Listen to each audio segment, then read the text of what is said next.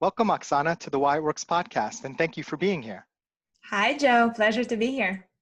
I got the sense from your bio and your website that travel has really been a big part of your life. And I was wondering, how has travel influenced your perspective and your personal development? Oh, you're right. Originally, I'm from Russia, so that's already been a travel. I'm born and raised in Russia, and I think I got the travel bug since I was little. I just wasn't able to express it because I was born in the Soviet Union and the borders were closed. I got my first out of the country travel when I was at the age of 16. I came to the United States for a year, and there the world kind of expanded, that you live in your tiny place and you're surrounded by your environment, and all of a sudden you have this opportunity to see different things. So the way the world travel shaped me is getting different perspectives, being more diverse in the way I was thinking, in the way I was perceiving things. And it's just fascinating to learn different cultures and different views and how people do things differently.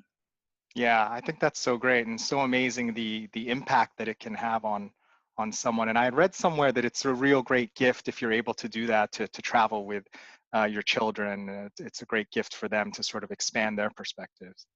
Absolutely. I think it adds so much more to the emotional, mental development for children and adults. So it's our natural, innate curiosity that we satisfy when we're able to see different places and explore. And we'll have that little child that wants to explore the things. Excellent. Well, let's get to know you a little bit better. So tell us what you do, but explain it to us as if you were talking to a 5-year-old. In a nutshell, I work with companies inside. I work with people inside the companies to bring more presence, peace, productivity to their lives. I bring practices and the tools for them to feel less stressed, more energized, and enjoy what they do with more ease. More ease, less stress. I think all of us could use that. Yes, yes. Great. Well, I am so excited to have you here today, and let me tell you why. I first came across meditation and mindfulness when I started training in Aikido. And one of the funny things I noticed after I had gotten into it a while was a lot of the benefits I was experiencing was actually outside of the dojo, so outside of the physical training aspects. It was really in my personal and work life. I could notice a shift, and it was just so beneficial to me. And I think it's really great that you're bringing that sort of practice and that shift to people in the workplace. Uh, Tell us a little bit about when you realized that this was your passion and your path. Sure. Well, first I want to acknowledge that, yes, this practice is really, it's not about the practice itself. Practice is a preparation for what is happening in the world and how you pursue life and work. And practice is there to prepare so we less react and more able to respond. And just with like any practice, you do that before the actual event. The way I got into mindfulness and meditation is actually by chance. I did not ever plan to practice nor teach. I did not know these words when I used to live in Russia. As I was progressing with my life, I was relying on these tools as self-help and personal development and personal improvement. Through a series of events, I ended up going to India as I was going deeper and deeper into the practice and wanted to study from the source, from the origin and the source. And little did I knew that when I signed up as a simple yoga teacher's training, I thought I'll learn about the poses and what's the history behind them. But it was a huge transformational experience for me. I was in the lowest Himalayas in India, and I spent almost a month there. And I literally became a different person. When I came back, I had two questions. Would it work for people that have never been to India? Because it's really easy. I mean, it's not really easy. It's easier to submerge yourself once you are outside of your own environment. And also, would it work for people that did not practice before, that did not have that bug to wanting to learn these tools? So I offered business meditation to a business community in Miami, in downtown Miami, in the co-working space where I was working that time, Hmm. without really expecting anything. I just wanted to practice myself and test it on other people and see would it work? It was a curiosity bug. And I did not expect the results that people were sharing with me. They literally brought me to tears. And I found the passion. It was something that I've never experienced before. I'm originally hospitality, business development, sales professional. And like many of us, I liked what I do, but I didn't see the deeper meaning inside. It was more of a training and career development and career path. And here, the first time in my life, I actually fell in love and I felt the passion and I felt the meaning behind what I do. So researching a little bit on the business aspect of it, I realized there's huge potential on both ends. And about 6 to 8 months later, I decided that's what I want to do for the rest of my life. Wow, great story. What I love about that is that, you know, you say you kind of fell into it, you never meant to, but what I heard is you actually took the plunge with that first kind of seminar that you did for people. I mean, how many people think like, oh, this is great, I'd love to share it, but they don't really, you know, not, I don't want to say make the effort, but they don't actually go ahead and try it and put themselves out there. And I think it's just such a wonderful part of your story that you kind of had the courage to do that. And then from there, it's all the business development, all the usual things that, you know, people don't talk about. But I think that's a really great part of your story that you had the courage to go out and do that. Thank you. Well, accountability piece of it really helped. As with any practice, you know that sometimes it dies out. You do something out of your passion, but then you actually need other people to push you when you don't feel like it. So this was my way to hold myself accountable for the days where maybe I don't feel like I want to meditate, or maybe I'm not in the mood, or life gets in the way. So I wanted to hold myself accountable on a totally different level. It definitely did the trick. Now I'm in it for life. All right, great. Well, sometimes what we think is happening is the most important thing rather than what's actually happening in reality, which this next comedic scene illustrates. It's okay, guys. It's just a wreck. Ricky can handle it. Now that's one of the nastiest wrecks you'll ever see. Oh, no, no, no, no, no, no, no. Oh. It's all right. You're safe. You're safe. We got you. We're here. I'm on fire. Okay. It's all right. You're not on fire. I knew it. You're lying. I'm burned. There is no fire. Come back here. But something looks wrong. I mean, he's running around like he's on fire. Oh, my God, help me. I don't want to die. Oh, stop, drop, and roll. You're not on fire, Ricky Bobby. I'm on fire. You're not on fire. But I'm not even sure he even knows where he's at right now. This makes us all realize the kind of pressure these drivers are under. Mr. Bobby, come on down here. Help me, Jesus. Help me, Jewish God. Help me, Allah. Ah! Help me, Tom Cruise. But how did he get down to his underwear that fast? Tom Cruise using witchcraft on me to get the fire off me. Look, here, help's coming. Wait a minute. It's Cal Naughton. Again! Please don't let the invisible fire burn my friend! He's jumping on Ricky, trying to put the non-existent fire out. Now, that's a teammate right there. This is going downhill fast. I think it'd be a great time to go to commercial break myself. Help me, Oprah Winfrey!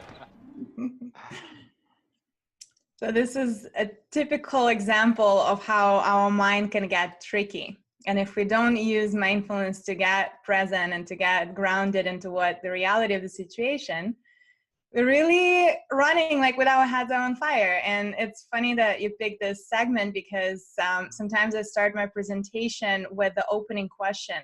What if your office was on fire? Your office or home was on fire? Would you consider, would you continue business as usual? And most of the people are gonna like, no. There was at least sometimes there's someone like, yeah, I'll finish what I do and then I'll go and address it. So that's an extreme case. But the majority of people rationalize that they would address it, right? They would not do something, that they would do something about fire before they continue their ordinary activities. However, in real life, that's not really what happens. And the analogy of fire is the stress. We get so caught up into us being busy, into us overachieving, into us pushing our limits. How many people try to work when they're sick? How many people working on their vacation? So that mental fire or imaginary fire, it's constantly pushing us beyond the limits of what is necessary. And typically jeopardizing our health and the well-being and the other aspects of life. Yeah, and I imagine when you do that, it's in the service of some sort of performance or something you're trying to accomplish. But what's a little bit ironic about it is you're actually, more often than not, you're hurting your overall performance and health. You're not able to be your best when, you know, you're not dealing or letting that stress sort of go out. I imagine you see that with a lot of your clients. Well, that is the illusion of conditioning. Look at our children, look at our society, especially in the Western world, but Eastern kind of catching up to that too. The overachievement at all costs is praised. We push our kids since the age of 3 now to be the best in the kindergarten, to complete the school, all the little badges and stars and everything. That is training the overachievement at all costs. And the disconnect between our personal well-being and what is valued in society, that creates very strong imbalance and conditioning on people. So I would say that it's becoming not really a choice. It's not what people consciously choose to do. It's becoming a habit. And yes, it is detrimental for health. And what I am striving is to bring awareness back into the reality that, yes, if you give yourself active break, if you give yourself a slack, you will be more productive. You will multiply time, and you will actually save time on making less mistakes, being sharper, and having stronger relationship with yourself and with others. What I think is really insightful about what you're saying, Oksana, is that idea of the conditioning. Like, the people aren't even aware that they're doing this. It's like a fish doesn't know it's in water, right? And they're just going about, and they're like, of course, this is the way I'm supposed to respond. They don't even realize that there's another option, a better option in terms of their health and their performance. Yes, this fire is real. The fire that, even though it's funny for us to watch and it's imaginary and sometimes you can see it on other people, when it comes to doing it yourself, it's hard to notice because exactly, you're right, you are in it. You start not noticing that you are in the water when you are in the water. And the practices of mindfulness and meditation do exactly that. They bring awareness of your conditioned behaviors, of your patterns, because once you slow down and you start noticing them over and over and over and over, eventually something clicks and it becomes an aha moment of something that always been there. It's fascinating to me how our own minds can often get in our way. So let's take a look at an example of this.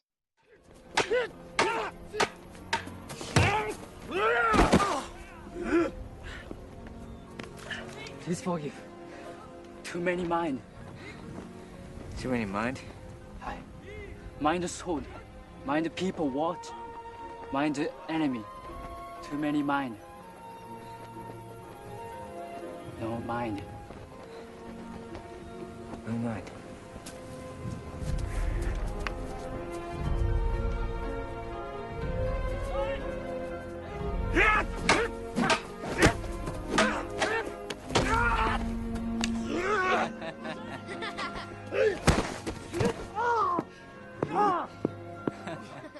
Well, it's actually a very interesting and accurate description of another aspect that I do through my workshops and seminars, the aspect of going beyond the mind. People usually think that there's only one mind that we are dealing with, and that's the voice in our head. So first of all, mind is brain in action. So our brain fires up on electrode level and neurons level, but then the interpretation and that voice that we conceive inside our head, that is what we call the mind. And there are actually at least 3 minds that I would touch up on today. It's the conscious mind. It's everything that you are aware of. It's our analytical mind, the logic mind, that creates a separation between what is the external environment tells us and what we allow ourselves to sink in. And then there's subconscious mind. That's actually where our habits, behaviors, the patterns that we just talked about reside. So usually when people are talking about mind, they take into account the conscious mind that we're used to, something that we're constantly aware of. However, in order to sync the behavior and change the pattern, you need to address the subconscious mind, because if they're in conflict, if all these 3 are not aligned and they're in conflict in some way or the other, then you will not change the behavior. And the example of it is New Year's resolution. how many times we've decided that we are going to follow through that exercise routine, or we're not going to be eating certain foods, or we'll take on some behaviors to see our family members more often. And then usually it wears out after a couple of weeks to a few months. Why? Because consciously we've decided, we really paid attention. We're not going to lie to ourselves. Right. But our subconscious had some kind of conflict there, some belief that could arise from the family time, from the childhood, or anything that we adapted as part of the society, that's not acceptable rule. Maybe eating a cake is soothing. It soothes emotional trauma that has happened. So that conflict would not be addressed if we are keeping in our logical mind only. That's why the practices of, especially meditation, the meditation is a practical aspect of mindfulness. In meditation, we strive not to really clear the mind. Have you heard sometimes when people say like, oh, I cannot meditate because I cannot clear my mind. I keep thinking. Right. Too much thinking going on. Yeah, People too say, much. I'm not going to be able to do it. Exactly. Well, the goal is not to empty the mind.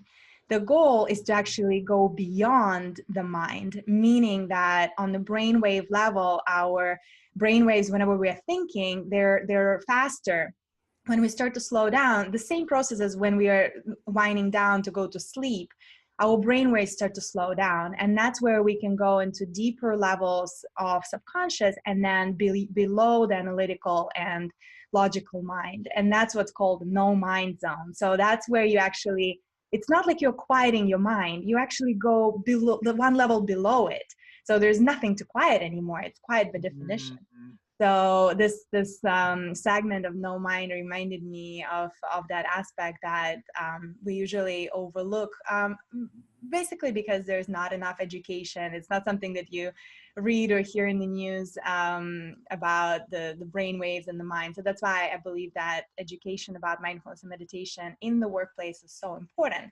So people can, at will, change their brain waves. It's a trainable skill. It's not something that is reserved for certain magical experiences. You can train yourself just like the way you're going to sleep every night or waking up.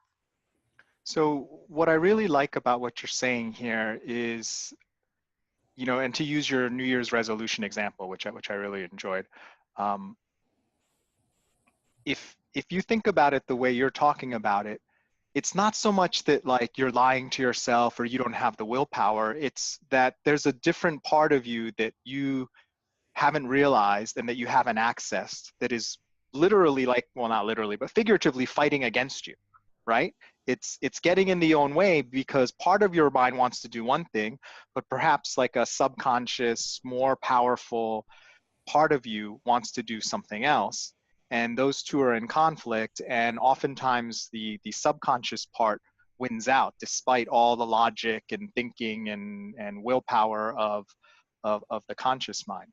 Well, it's not oftentimes, it's all the time. Our subconscious is way more powerful than our conscious mind. Yeah. Because subconscious is responsible for your heartbeat, for your breathing, for all the systems around. It's when I do my seminars, I always ask, our conscious mind can process about 40 stimuli per second. How much do you think our subconscious can process?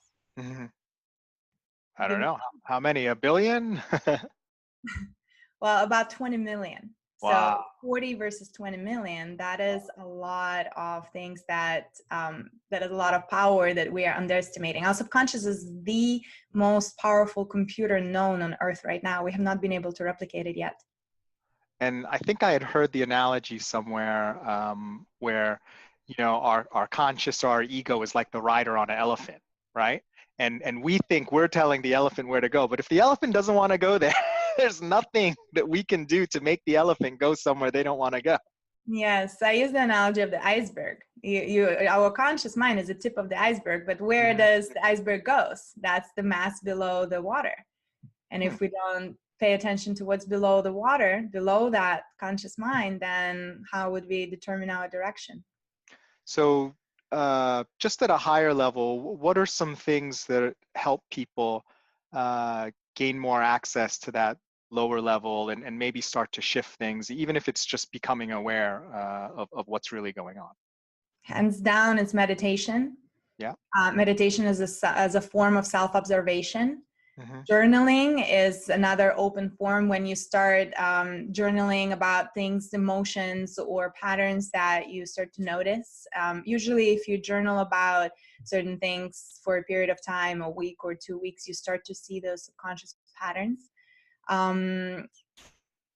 Anything that brings the awareness of becoming more present. So whatever activity that for you to cultivate the quality of presence. And by present means being physically and mentally in the same place. So you're not checking out on the phone while you're sitting in the room, in the doctor's room, but you're actually paying attention to everything that is happening. And one of the easiest way for anybody to do that is through connection with your body, because your body is constantly present. Your body cannot really wander, your mind can. So within your mind, we can go and time travel and do different tricks. Body is always present. So if you start paying attention to the body consciously, noticing the tensions. At the workplace, what do we usually do? We sit in the computers, we are on our phones, everything is crumpled up, our stomachs are tight because we're sitting, we're crunching. So consciously starting expanding, opening up the shoulders, realizing the tension, releasing it, realizing the tension on the face, releasing it, and making it a practice, making it something that you create as a habit. And in the beginning, it requires, like any habit, setting up the alarms. How are you feeling now? Relax your shoulders, whatever that is for you. It's self-observation. That's why meditation, I say it's number one powerful tool, because it teaches us the skill of self-observation. We don't value it anymore because we're so crunched on time all the time. We're rushing to the next thing. But if we invest the time to develop the skill of self-observation, which leads to self-mastery, we are going to become better professionals, better human beings, better parents, better everything. Yeah, I totally agree with that. So I think this next scene will be familiar to a lot of families. It's subtle, so she doesn't notice. So, how was the first day of school? She's probing us. I'm done. You pretend to be Joy. What? Okay, It was fine, I guess. I don't know. Oh, very smooth. That was just like Joy. Something is definitely going on. She's never acted like this before. What should we do? We're gonna find out what's happening, but we'll need support. Signal the husband. With a nice pass over the reed, comes across that right. Uh-oh, she's looking at us. What did she say? What? Oh, sorry, sir. No one was listening. Is it garbage night? We left the toilet seat up. What? What is it, woman? What? He's making that stupid face again. I could strangle him right now. Signal him again. So, Riley, how was school? Oh, you gotta be kidding me. For this, we gave up that Brazilian helicopter pilot? Boo, I'll be Joy. School was great, all right? Riley, is everything okay? Sir, she just rolled her eyes at us. What is her deal? All right, make a show of force. I don't want to have to put the foot down. No, not the foot. Riley, I do not like this new attitude. Oh, I'll show you attitude. No. Stay happy! What is your problem? Just leave me alone. Sir, reporting high levels of sass. Take it to DEFCON 2. You heard that, gentlemen? DEFCON 2. Listen, young lady, I don't know where this disrespectful attitude came from. You want a piece of this, Pops? Come and get it! Yeah, well... Here it comes. Prepare the foot. Keys to safety position. Ready to launch on your command, sir. Just shut up! Fire! That's it. Go to your room. Now. The foot is down. The foot is down. Good job, gentlemen. That could have been a disaster. Well, that was a disaster. So Oksana, what's your reaction to seeing that? Well, this is actually non-mindfulness in action, and the reason why I like this episode, it also shows the connection with emotional intelligence. And you had a fantastic episode of an emotional intelligence earlier, which I encourage everyone to listen to. Oh, thank you. So mindfulness is only applicable when we can apply it in action, just like everything. And here's an example of people mind wandering or not being able to control their emotions and react in the present moment. because there is no training, or there's just emotional disconnect sometimes that happens. So the husband is clearly checking out or mind wandering, and this is a clear representation what in fact we do almost 50% of the time. We're not where we are, we're not paying attention, and that creates conflict in communication, that creates miscommunication at the workplace, in the families, between social circles. So the practice of mindfulness could help resolve some of those situations, and by simply being more aware of what people are saying, and being more tuned into their emotional states. You know, one thing I've really noticed, and you know, connection is kind of an area that I'm fascinated in. People notice when you're not there. I mean, they're not stupid, or even if they are stupid, they don't have to be smart. Like our minds, our brains are very observant, and we can tell when someone cares about us, when someone's somewhere else. You don't have to be Sherlock Holmes to figure that out. And I feel like that lack of mindfulness, that lack of being with the person you're in front of, is really damaging. Even if it doesn't come out right away, I feel like cumulatively it can really damage your relationship with others, whether it's at work or at home. What have you found with your clients and through your work? What are some of the issues that come up? Well, I work a lot with the leadership level, the entrepreneurs and business owners, and quality of presence, and cultivating the skill of quality of presence. Because with distraction and technology, it's not like we don't want to be present. Because if there's something interesting in front of you, you're all in. It's the times where we label things as uninteresting to us, or we label things as we know them already. So it's the matter of finding genuine curiosity into what is in front of you and how to do that. So altering your mental narrative about what's going on in front of you. And through that, cultivating that quality of presence where you're not pretending like you are interested, you are genuinely interested in another person. You are fully invested into being with them. And as I said, this skill has been lost because of all the distractions that we are facing. And it's the matter of putting the practice in again. And just like we learned to walk one time, is relearning, or I guess not relearning, because it's inherently within us. It's rediscovering that skill and reconnecting and being intentional about it, knowing why you're doing it. And one of the qualities of or benefits for the companies implementing mindfulness at the workplace is the quality of collaboration, communication, vulnerability between the leader and the team, between the leadership team and within the employee circle. Now, you've used the word curiosity a few times when you're talking, and I find that really fascinating, because I think what happens a lot is, you know, culturally, a lot of us are thought to be very individualistic, right? You know, rely on yourself, depend on yourself. If you work hard and have the right work ethic, you can be, you know, number one. Being number one is best. And so we're almost indoctrinated to think of ourselves as sort of independent from everyone else. And that makes you, in a way, not as curious about other people, because you see yourself as somewhat separate from other people, rather than us all kind of being part of one, I mean, you know, not to get corny, but humanity, or one. So like how all of what we do really impacts each other. And it's not just about me, I'm totally separate from you, whether we're in the same room talking to each other or not. Do those sorts of concepts sort of come up in your teaching? Absolutely. Being individualistic is one of the roots of the problem for the levels of stress and anxiety and depression that we're experiencing right now on the global level.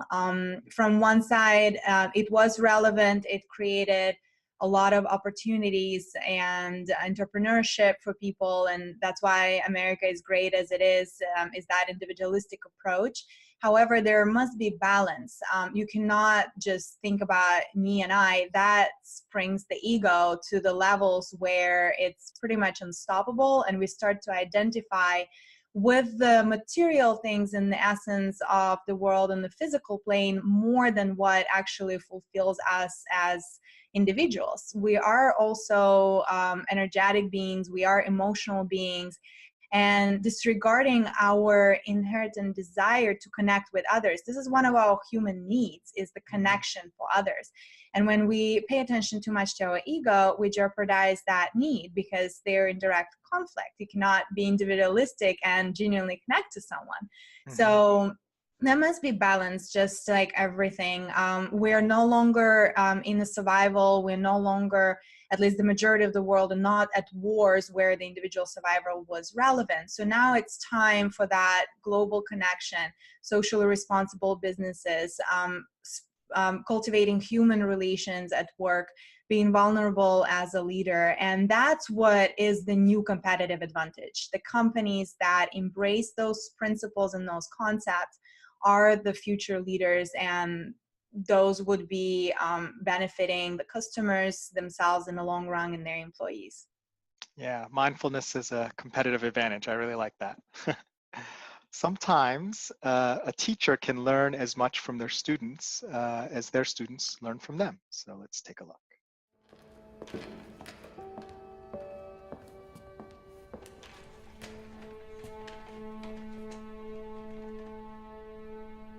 Sir, they can cut the chain off the door, but they can't make us play. We've decided we're gonna finish what you started, sir. Yeah, so leave us be, coach. We got shit to do, sir.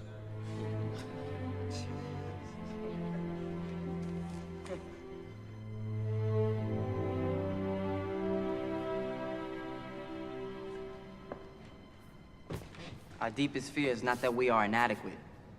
Our deepest fear is that we are powerful beyond measure. It is our light, not our darkness, that most frightens us. Your playing small does not serve the world. There is nothing enlightened about shrinking so that other people won't feel insecure around you. We were all meant to shine as children do. It's not just in some of us, it's in everyone. And as we let our own light shine, we unconsciously give other people permission to do the same. As we are liberated from our own fear, our presence automatically liberates others.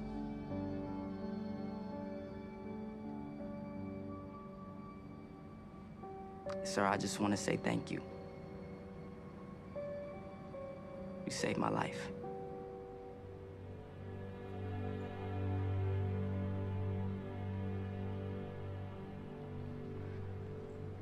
Thank you, sirs. All of you.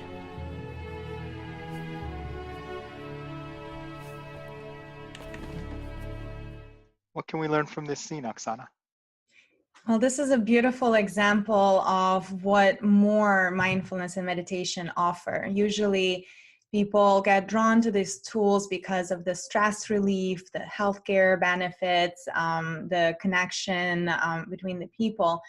What it offers, though, on a deeper level is that deep spiritual connection to your own meaning of life and your own needs, that understanding who you are and what is the purpose of life, why we're all here. And it's not coming from intellectual knowledge. It's not something that I can tell you and you'll get it. It's something that you start to experience within yourself, within your heart, when you start connecting to yourself deeper and deeper and deeper. And in this particular clip, which I absolutely love, I love the whole movie, is the concept that we all have the dark and the bright side of our personalities, and it's the matter of figuring out how to make your dark sides a little brighter, but accepting the full you, so then you can shine and be authentic with yourself, at the same time enlightening others with your presence, gifting them with your attention, and sharing who you are open-heartedly. And that is something that I think nowadays world could share a little more, especially we hide behind the technology, we hide behind social media, being afraid to express the brilliance that we all have. We're all individual expressions. There is no one else like us. Each one of us is inherently unique, and it's important to get connected to that uniqueness and take pride of it, not trying to be like someone else. And that takes practice, that takes courage, that takes that, what they were talking about, overcoming that fear of playing small. as much as we want to succeed and achieve, we also play it down, and we try to be smaller than we really are. So it's that expansion, expression, and figuring out what are your light sides and what are your gifts, and falling in love with yourself again and again. Yeah, I really like that. And two things that you said that I thought while you were talking is one that, you know, when you can really figure out what that is, when you can take the time to figure out what that is and access that and sort of live that throughout your life, that is so powerful. And you were saying shining the light, and that really comes from really believing in what you're doing and knowing that it's aligned with your purpose. That's such a powerful thing. And the other thing that you made me think of was, it is kind of safe to be in a bottle or a box, right? For a time being. You can't always go everywhere at once, but what the problem with being in a box or a bottle is it's limited. And sometimes you start to grow and outgrow that box, but it's much safer for us to stay in the box, because you go out the box and you're not sure what's beyond the box. I just find that a very interesting sort of perspective that you have, that, you know, we can do that by really figuring out what we're doing. Well, the 2 points are kind of connected together. The way I view it, when you can connect to the essence of who you are, that becomes the strongest energy resource. Yes. We're all striving for energy. It's everything around us is energy. It's give and take. So when you're able to identify that uniqueness about you, that passion and your drive, that becomes the strongest energy resource. Even when you're tired, even when you didn't have a meal, when you didn't sleep, that essence, we all been there. Mm-hmm. It's just something that you can call upon at will. It's that practice of using that state of flow, understanding yourself on demand. And that unites to the second aspect that you said. Sometimes the box is not something that we choose. It could be the environmental box. It could be your family that is holding you back, your culture, your country, your environment. And that's why, going back to the beginning of our conversation, traveling and experiencing other people's lives, opinions, cultures, that helps train that skill of going out of the box. And it doesn't have to be physical presence nowadays. Is watching documentaries, it's experiencing, reading books about other cultures, doing something new that you have not done before, and expanding those boundaries and making it a practice to go out of the comfort zone. So the next time that little heartbeat, that when you do something unusual for yourself, it becomes lesser. It's like a muscle. You are able to take in more. And life always presents grander challenges, and we're only as big as our problems. So the bigger the problems mean the grander you're becoming. I love it. All right, that's a great segue into our next and last clip. So you ever notice how life and death situations seem to really bring things into focus, like in this next movie?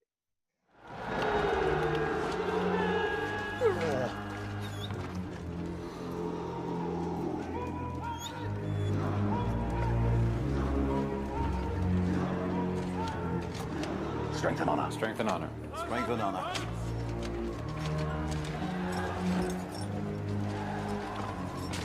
At my signal, unleash hell.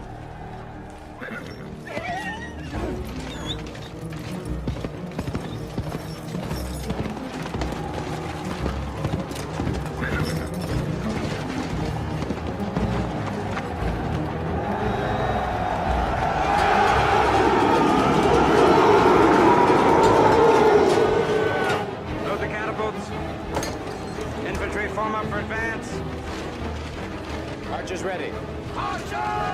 Knock! Knock!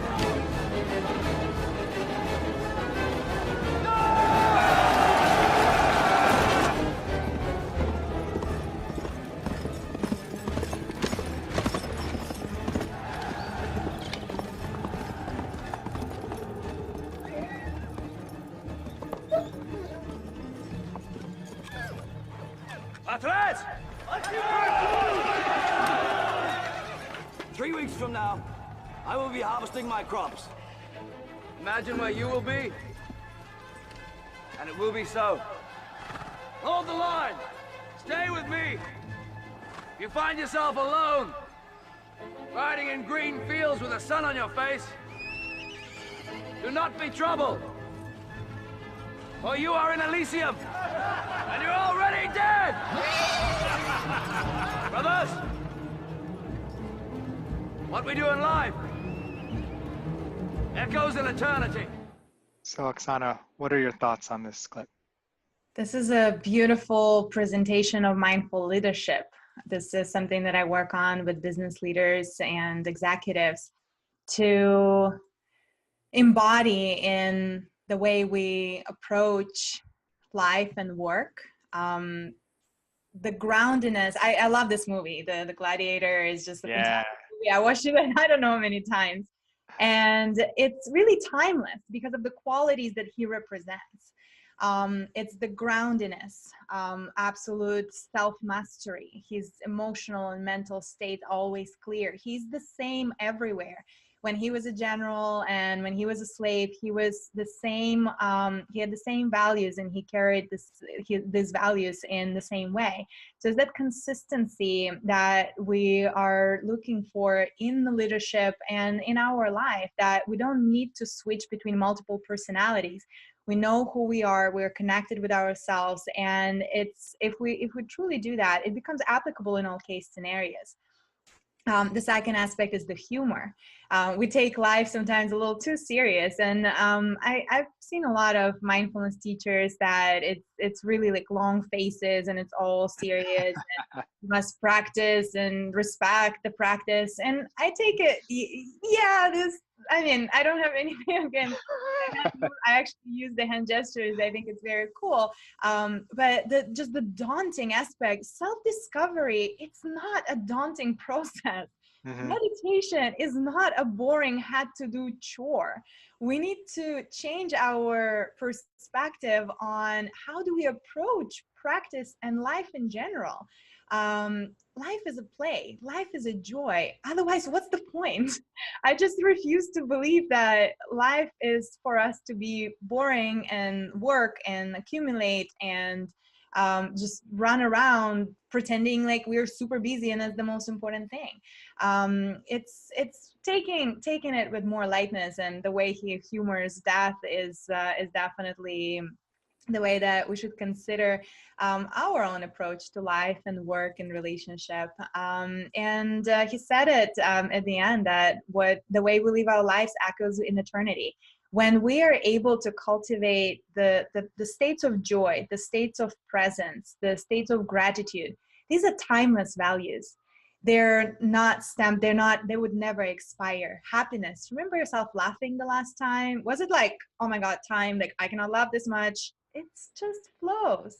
Mm-hmm. So I think that's the goal for all the practices and what I teach the people. If there is a goal, because it's actually a journey and it's a process, but people always like, what's the goal? How do I win this whole mindfulness thing, right? So I say you win it by being more happy. You win it by feeling well, experiencing life in bright colors, and really enjoying who you are and not taking it all so serious, and be able to stop whenever you feel that it's the time and continue whenever you feel that you need to persevere. So I am totally sold on everything you're saying. I agree with it 100%. Let me ask sort of what I feel is a key question. When you see a lot of times people moving up in the ranks of leadership, and maybe as they were beginning, they were more grounded and they had that sense of joy and that, servant leadership, towards the people that they worked with, and things were great. What people see happening a lot, that it's almost a stereotype, is people go higher, they kind of lose some of that, right? And they shift, and their personality or their outlook almost changes. What do you think is going on there in terms of either mindfulness or other dynamics that could cause someone who maybe perhaps at one point was one way, and as they move up the ranks, they drastically change? Oh, it's interesting you asking this question, as I was just reading this last couple of days, the Harvard Business Review book on authentic leadership, and I completely agree with the views there that there are mostly generally two types of people. And when we get more power, or when our responsibility grows, there's two types. One is chameleon, meaning that they could evolve and change their leadership style without feeling fake. They just take it as, I'm testing new things, I'm adjusting to the current scenario, and I'm progressing with the situation. And then there are fixed leaders that they achieve that promotion or that project because of their set traits, because they were productive or they were performing well. And they decided that at no cost they could change those traits because that will jeopardize the promotion. So they're becoming less adaptable and less flexible. And they feel fake if they change, if they start to progress and alter their style. So the key here is, number one, becoming aware, and that is the training of mindfulness, of focus and awareness. Usually the team, the members, the environment will give that feedback, and in such case it's cultivating the beginners, the learning mentality, where you take it as, this is not the progression of where I was. This is a new task. This is a new plane. This is a new beginnings. How can I adapt and adjust to it? And these are skills that overcoming the fear, being honest with yourself, first of all, because a lot of times we just kid ourselves on what needs to be done and how things need to be done. So it's having those open and honest conversation within yourself, and it all boils down to time. Finding the time to reflect, finding the time to estimate, finding the time to talk to people. A lot of times we are not using the most direct tool, which is our employees or peers, to ask them for feedback, for recommendations. How do I do? And that all requires courage and awareness. Yeah, I think you answered sort of the last question I wanted to ask you, because it's been a current that's been running throughout our conversation, which is, why don't people self-reflect more, right? Whether it's through mindfulness training or meditation, why is the tendency so much to not ever be able to pause and just reflect and journal or whatever it is? It's just to keep going. What is it that you see that kind of stops us from doing something which would be very useful for all of us, I believe? It's the momentum. It's the momentum of technology that we've created. Again, going back to the conditioning that we believe that more and faster is better. And unfortunately, for the majority of people, it would only take some kind of drastic event to snap out of it.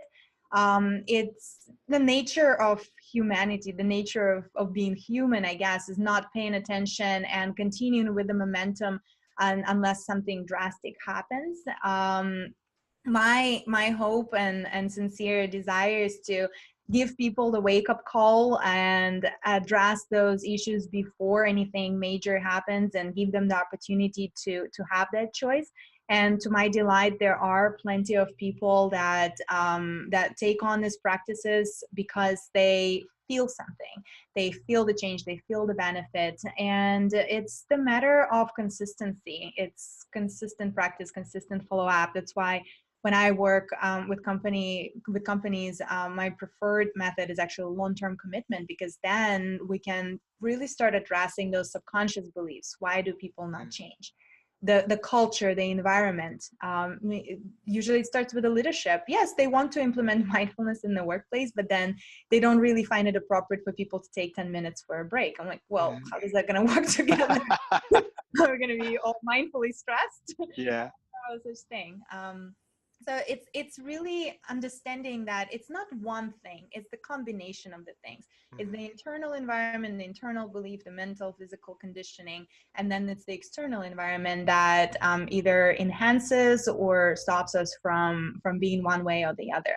And it's important to address on different levels and look into multiple perspectives of how to bring it back into the balance. Well, thank you. You've given me something to think about. Oksana, it's been a real treat to talk to you and hear your expertise on mindfulness. What things are you working on right now, and how can our audience get in touch with you? Well, the pleasure was all mine. I'm delighted to share and connect with your audience. Thank you so much for having me here.